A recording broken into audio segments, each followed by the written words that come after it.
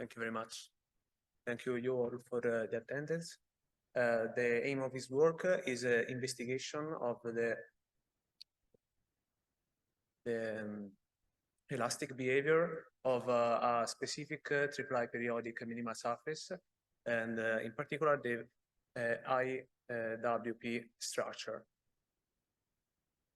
In the agenda, we start with a brief introduction of triply periodic minimal surfaces. We see the challenges in the mechanical characterization of the kind of structure, in particular with base material characterization and FE modeling strategies. A brief introduction also in output geometry control of the specimen when it's manufactured.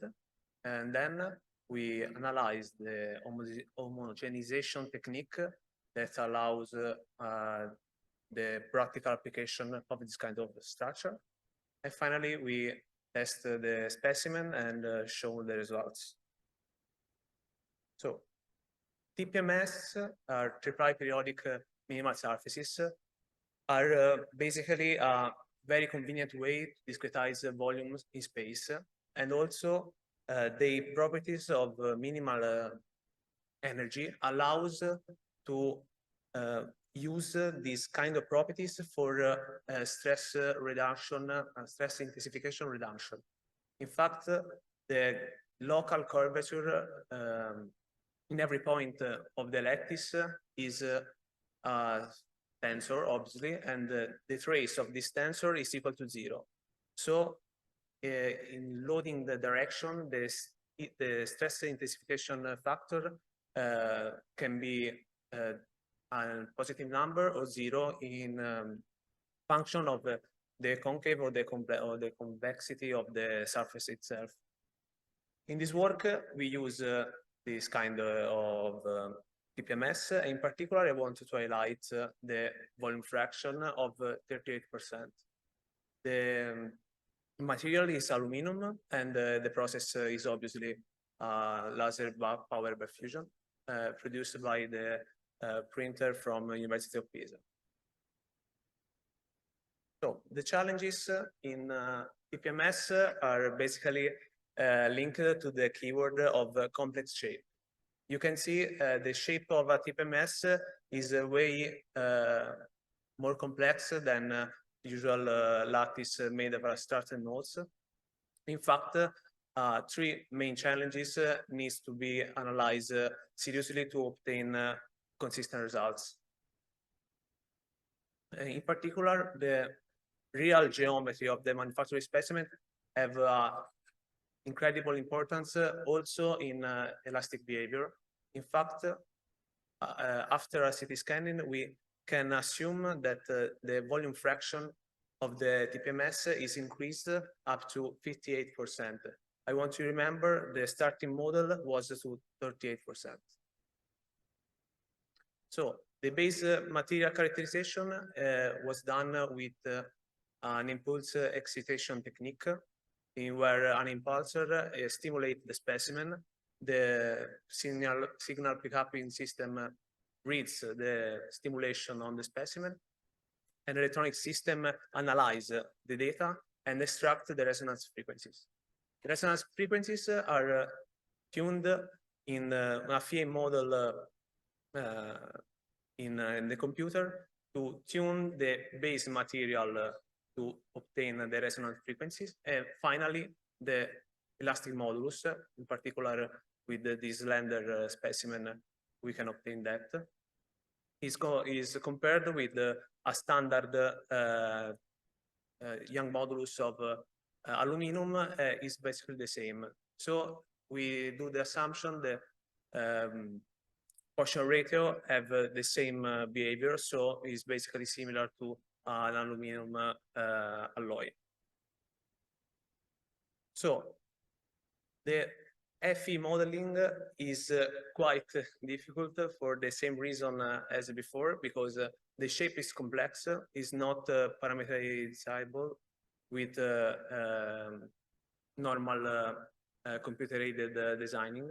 So This complex shape brings also a large number of elements to discretize correctly the structure. You can imagine a single cell with 200,000 of nodes brings a model with 1,000 or more elements inside any components to a number of elements that is incredible. So the strategy is do an homogenization model where the macro behavior of the TPMS is extracted. In particular, in the case of elastic behavior, we extract the stiffness metrics in void notation. And the procedure is quite simple. We apply a monocomponent deformation, and column for column, we extract the stiffness metrics. So homogenization technique can be done in two ways, with a finite volume or an infinite volume. The finite volume is a brute force approach where a bigger and bigger volume is simulated, and then in the core cell, the parts from boundary condition is used to extract the stiffness metrics. In infinite, obviously, in a mathematical way, lattice simulation, we use periodic boundary conditions, PBCs, applied to the boundaries of the cell to simulate an infinite volume. In particular, in asymptotic simulation, we can use a simple notation. Master nodes are the nodes which are involved in the loading, and slave nodes or generic interface nodes are the slaves. The load is applied in the master nodes. Then master nodes obviously deformate. Obviously, the periodic boundary condition were transmitted to the slave nodes, and the entire system moves. And for consequence of that, the entire structure also deformates. This is an explanation of the asymptotic behavior of this method. In fact, with a finite volume of one cell, we have this result. With 3 cubed numbers of cells, obviously 27 cells, we have a reduction in the apparent elastic constant normalized. With 5 squared elements of the matrix, we have another reduction. And in the case of the asymptotic model, we observe another reduction in the value. It's quite clear that the image is a little bit shifted, but it's obviously we reach the asymptotic the asymptote that we are searching for.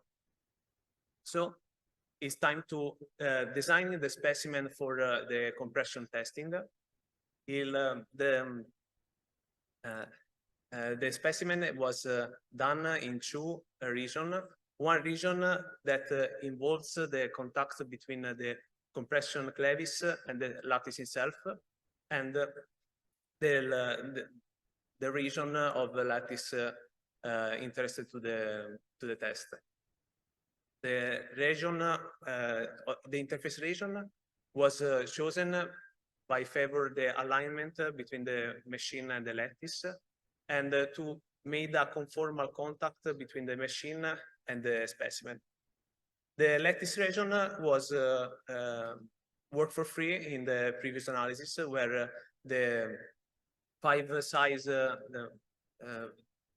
150 25 cells are enough to obtain the asymptotic behavior with this. So we use digital image correlation to avoid some problems in the boundaries near the interface region, where to obtain elastic modulus, we observe the a vertical array of 1 for 4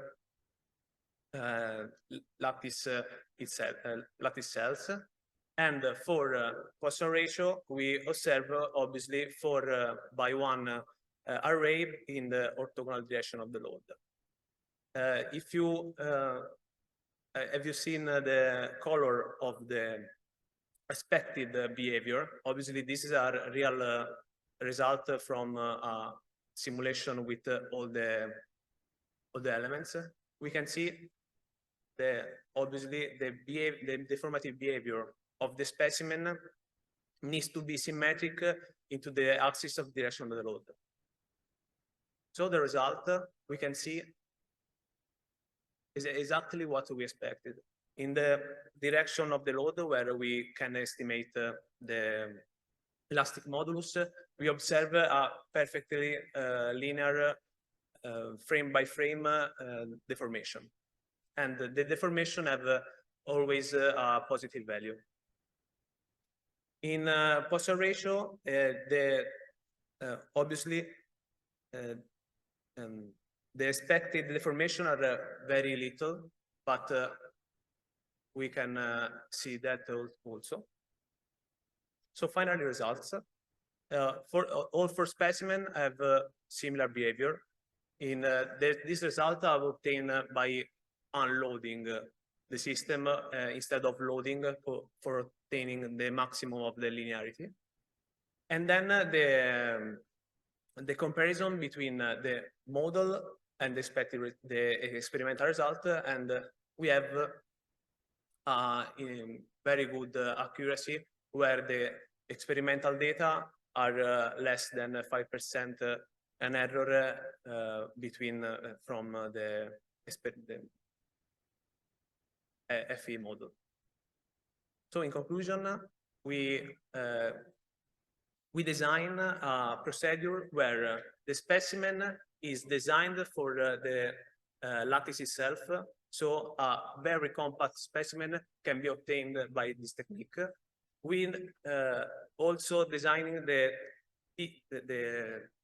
digital image correlation technique to see actually the object instead of a 2D that is more simple. Also, we obtain the elastic constant with a very good error. And for future works, obviously, we want to extend that for other mechanical properties. And we want to design a specimen for also the shear modulus calculation. I want to thank you all, and these are my contacts for them.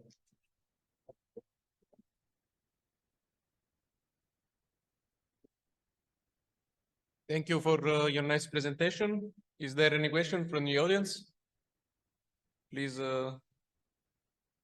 Thank you for your nice presentation.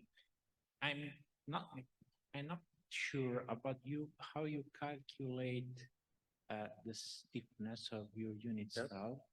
In the sense, if you have incorporated the actual geometry of the cell, taking into account possible deviation of the S-print that is from the S-design one. Okay, the actual geometry is quite important for resistance reason and fatigue reason, but for the elastic characterization, we basically observe the waviness of the cell. In fact, the small feature related to roughness are not so important for the behavior of the macro behavior of the elastic component. So we made the mean there. We computed the mean augmented of volume fraction that is directly correlated to the elastic modulus. So if you have artificially increased the thickness of the shells to have the same experimental value of the modulus. Obviously, the process was through CT scanning, expand the lattice to obtain the expected density, and then obviously. Okay, thank you. There was another question?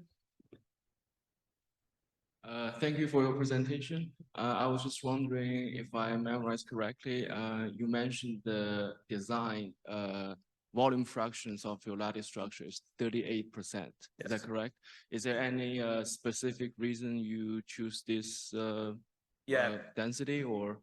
In lattice in general, you can have two parameters for then topological identification, the side length of the cell and the density of the cell. But in this way, you cannot predict the thickness. In TPMS, the thickness is not constant, but the thickness of something is a very important value for technological reason. So 38% correspond to 0.4 millimeters of thickness. Okay, all right. Thank you.